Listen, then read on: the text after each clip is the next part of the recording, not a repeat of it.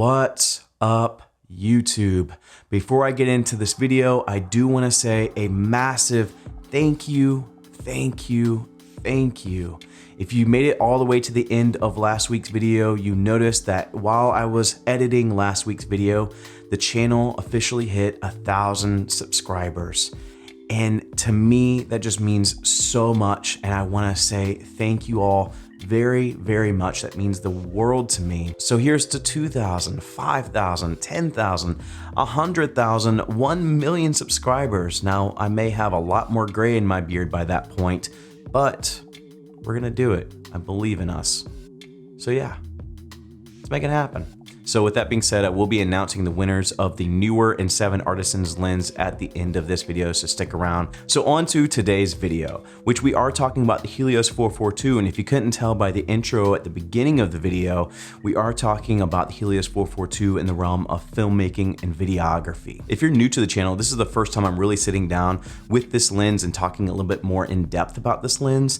If you're not new to the channel, this is like the 5th time I'm talking about this lens. So there's a couple of reasons why I want to revisit this lens and talk about this lens again. The first reason I want to revisit this lens is because over the past week, a fellow YouTuber, filmmaker, and GH5 enthusiast, Caleb Hoover, posted a video challenging his viewers to make a short film with a vintage lens. And I was like, yes, please, I'm all over that. And so that's one reason I wanted to make this video, is to have a reason to post that video on my channel. Also, as a side note, if you're interested in that challenge, I'm going to post a link up here in the corner. I'm probably also going to put a link at the end of the video as well, just because I really am into that challenge. So go check it out and give Caleb some love. And the other reason why I wanted to revisit this lens is because I felt like last year when I did the full-on review of this lens, I kind of looked at it from the eyes of a photographer, videographer. So I wanted to talk about this lens and double down in the filmmaking aspect of it. And so that's what today's video is about, is a couple reasons why I think this lens is good for new filmmakers or potentially even established filmmakers that need something new and something to spark their creativity. And in the aspect of reasons why it's a good filmmaking lens, I also want to touch on my experience with this lens, specifically on the GH5, and why I think this is a really good pairing, why I think both the lens and the camera can really benefit from each other. So with all that being said, let's get into my reasons of why I think this is a great filmmaking lens. The first reason why I think this lens is such a good filmmaking lens is the bokeh. Now, unless you've lived under a rock and you've never seen a Helios 442 review or somebody talking about the Helios 442, you know that the Helios 442 offers a unique bokeh, kind of like a swirled bokeh. So obviously there's that unique swirling bokeh, but that's not why I think this is good for filmmaking. Why I think this is good for filmmaking is the bokeh period and just the separation that you get between your subject and the background. When you have this awesome separation between your subject and the background, it just creates such a cinematic look to your image. And with this lens, I've been able to get that separation on an A6300, an A7 III from Sony, and even a Micro Four Thirds GH5. And so that's one reason I really think this lens can benefit the GH5, because if you don't know, Micro Four Thirds is pretty well known not to offer a lot of bokeh or background separation because of its small sensor. But with this lens wide open,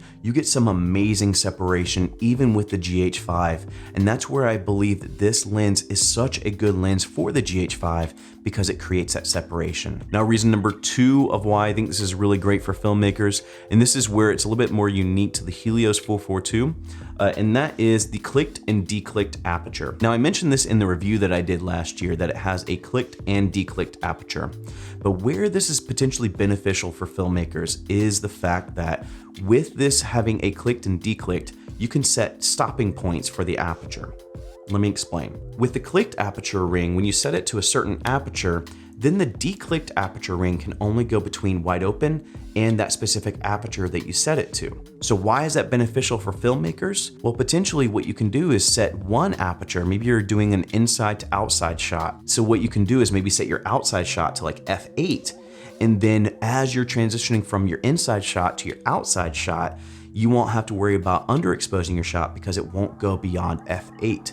And so that's something that's a small little detail that may be super helpful for filmmakers because you don't have to worry about underexposing your shot on accident. The other reason why I believe this is a really good lens for filmmaking is because of the focusing throw. This lens surprisingly has a really long focusing throw, and so that allows me to be a little bit more precise with my focusing as I'm pulling focus in a shot. Maybe for photographers that's a downside, but for filmmakers that's actually a really huge benefit, and so the focusing distance is great. Now there's a negative in that, and that's the fact that this is a M42 screw mount, and so I've noticed sometimes if I am trying to pull focus really fast, if the focusing ring gives you a little bit of resistance, it may start coming unscrewed at the mount. Now that could potentially be a negative, but other than that, I think this is a great filmmaking lens because of that long focusing throw. Now my last reason why I think this is a great lens for filmmaking is more to the GH5 specifically. With this being a 58mm, when you're using it on any camera that does not have IBIS, you run the risk of a lot of camera shake. But with the GH5, I actually left some clips in that short film that are a little bit more movement clips, and there's a little bit of shake, but not too much because of that IBIS. So with the Bouquet that I mentioned before, I think the Helios can really benefit the GH5, but with the IBIS, I think the GH5 can really benefit the Helios. So I think this system specifically, GH5 with the Helios 442, is such a good pairing. So if you're a filmmaker using the GH5, like, you definitely should be picking up this lens, not only because it is super cinematic, but also because the GH5 just has some killer IBIS. And so you have this really cinematic lens that will be somewhat steady. I wouldn't say perfectly steady because shaky hands McGee over here, inevitably I'm gonna find a way to have some shaky footage. So it is what it is. So with all that being said, what is my conclusion on the Helios 442 in the realm of filmmaking and videography? So for those reasons I mentioned before, the unique bokeh and the good separation between your background and the subject, the clicked and declicked aperture aspect, the fact that you have a really good long focusing throw, and if you use it on a GH5, you also can benefit from the GH5's IBIS. For all those reasons, I think this is such a good lens to have for filmmaking. And if you're a new filmmaker or simply a filmmaker that's been around for a while and you just want something new in your arsenal or something new in your films, definitely pick up this lens. This is one I'm starting to feel like I'm copping out and I need to introduce more vintage lenses because this is starting to be such a popular vintage lens among filmmakers. And there's a reason for that. For what it's worth, this lens has been with me through 3 camera systems. Over the last year, I've owned 3 different cameras. I had an A6300 from Sony, I had a Sony A7 III, and now I have the Panasonic GH5. And this is, I think, the only lens that's really made it through all 3 of those camera bodies. But there's something in that statement. The fact that you have this really nice cinematic quality lens that's also not really expensive because it's a vintage lens, and the fact you get all those different characteristics and all those different aspects, new filmmakers, you should own this lens 100%.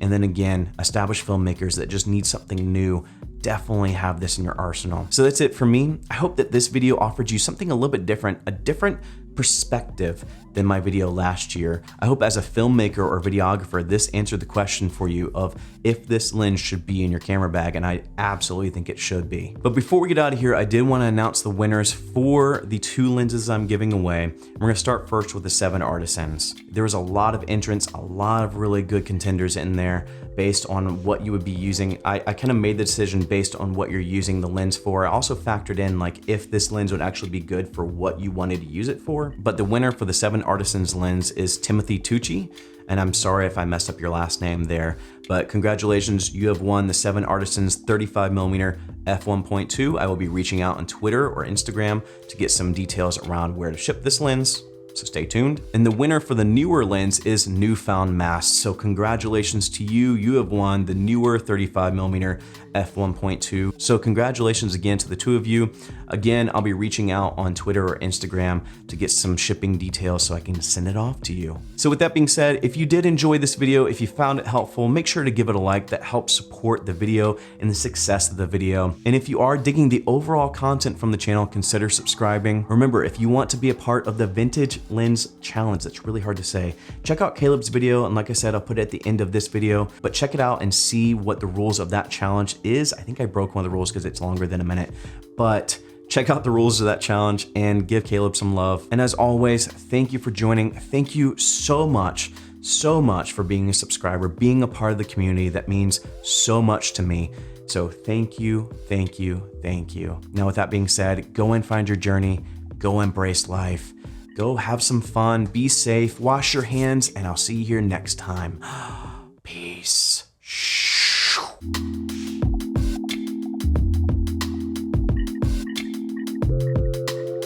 I literally have 2 minutes left on this memory card. That's how long it took to create this video.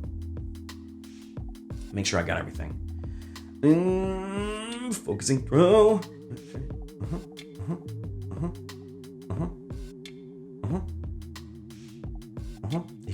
If this is condensed down to 10 minutes, it will be a miracle. Because I ramble a lot. Matter of fact, I might as well wait 43 seconds because it's going to cut out on me. 40, 30, I'm not going to count down.